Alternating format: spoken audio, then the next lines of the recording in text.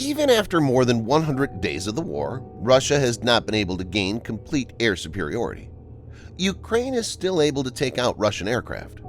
For example, on June 12, 2022, the anti-aircraft missile units of the Air Force of the Armed Forces of Ukraine hit Russia's Su-34 fighter-bomber aircraft near Izium, Kharkiv Region. Russian operation would have been much easier if the country had total control of the skies. This situation calls for the deployment of Russia's most lethal fighter jet, but it has not happened. In this video, Defense Updates analyzes why Russia has not deployed the Su-57 fighter jet in Ukraine. Let's get started. This video is sponsored by NordVPN. NordVPN is a premium VPN service available for macOS, iOS, Windows, and Android with more than 5,400 servers in 60 countries. But why use a VPN or virtual private network? VPN is an encrypted tunnel. A VPN can protect your privacy, which is threatened by many factors like data logging by internet service providers. It can also help you access contents which are blocked based on geolocation. Why NordVPN? Its servers are fast and has zero log policy. Not only this, NordVPN has taken one step further and recently introduced a new feature, threat protection. Threat protection prevents malware from getting on users' devices and blocks trackers, intrusive and malicious ads, and harmful websites. Use the link in the description to get up to 71% off the 2-year plan plus threat protection for no extra cost. At the checkout, use the code DEFENSE to get an extra month for free.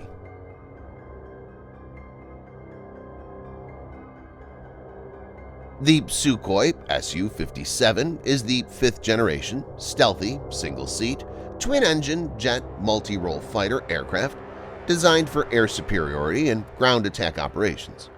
It is the successor of Su-35 and Russia's answer to American F-35 Lightning II and F-22 Raptor. Its prototype first flew on the 29th of January 2010, and it has seen limited operational deployment in Syria. But all is not well with the program, and there's no serial production as of now. The program is actually delayed by a decade from the initial timeline. Russia's upgrading its strategic assets like ICBMs, and Su-57 is not the priority. In February 2017, Deputy Defense Minister Borisov himself acknowledged that the required funding for serial production of Su-57 might only start coming in the 2018 to 2025 State Armament Plan. Russia only has about a dozen of these operational now, which is not enough to make a meaningful impact.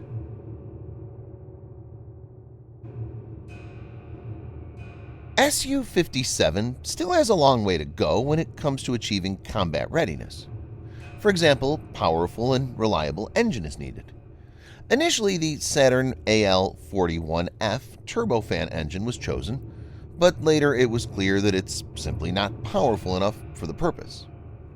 In December 2017, for the first time, an Su-57 flew with a new engine, the Saturn Izium 30, meaning Product 30, which is more powerful. Saturn, the manufacturer of the engine, claimed that the Izium 30 would be ready for serial production by 2019, but it has not worked out, and its introduction may take a few years more. 5th-generation fighters do need a lot of testing, since almost all major components need to be custom designed. Mission systems, sensor fusion, software, low observable structures, and systems integration are all complex engineering works.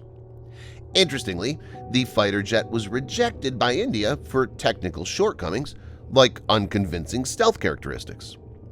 India was looking for a customized variant of Su-57 for its Air Force and had put in significant funding.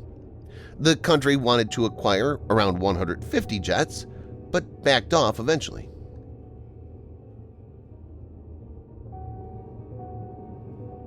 Weapons export is a key avenue for getting foreign inflow for Russia.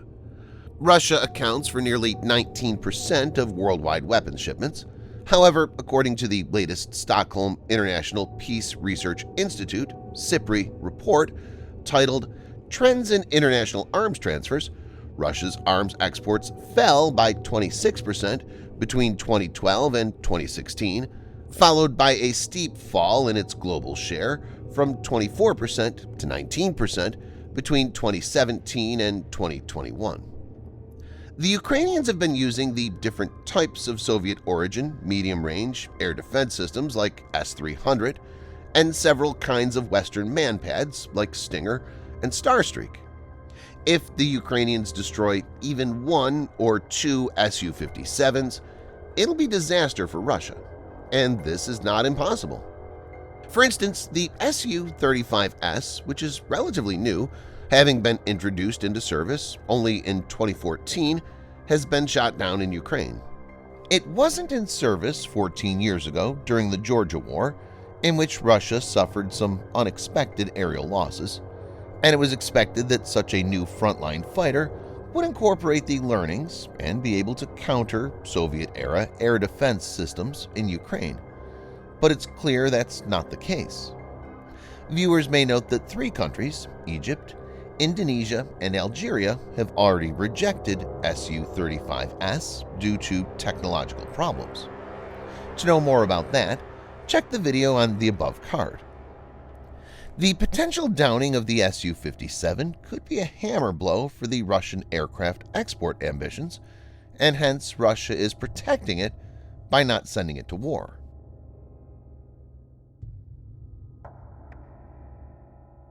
The Su-57 has 2 tandem main internal weapon bays, each approximately 4.4 meters or 14.4 feet long and 0.9 meters or 3 feet wide, and 2 side weapon bays with triangular section fairings under the fuselage near the wing root. Su-57 is supposed to be equipped with next-generation weapons. For example, the KMD Izdalai 300 is expected to replace the R-74M2 for short to medium-range air-to-air combat, whereas the Izdalai 810 missile, which is an upgrade from R-37M, is deemed to take on longer-range strikes. But all of these weapons are still under development. What's more, Russia seems to be running out of PGM, or precision-guided munition, like 250 kilogram, 550 pounds, KAB-250, and 500 kilogram, 1,100 pounds, KAB-500 precision-guided bombs. Hitting a target with dumb bombs, which have no guidance, requires coming in low, and this exposes the aircraft to threats and reduces its mission efficiency. This is not the way a 5th-generation fighter is supposed to wage war, especially against an adversary which has shown the ability to take down aircraft on many occasions. So even if the fighter was ready, the supporting assets are not currently in place. Thanks for watching. Subscribe for more videos like this. Hit the like button if you find the video interesting, and kindly provide your feedback in the comment section. This will help us improve.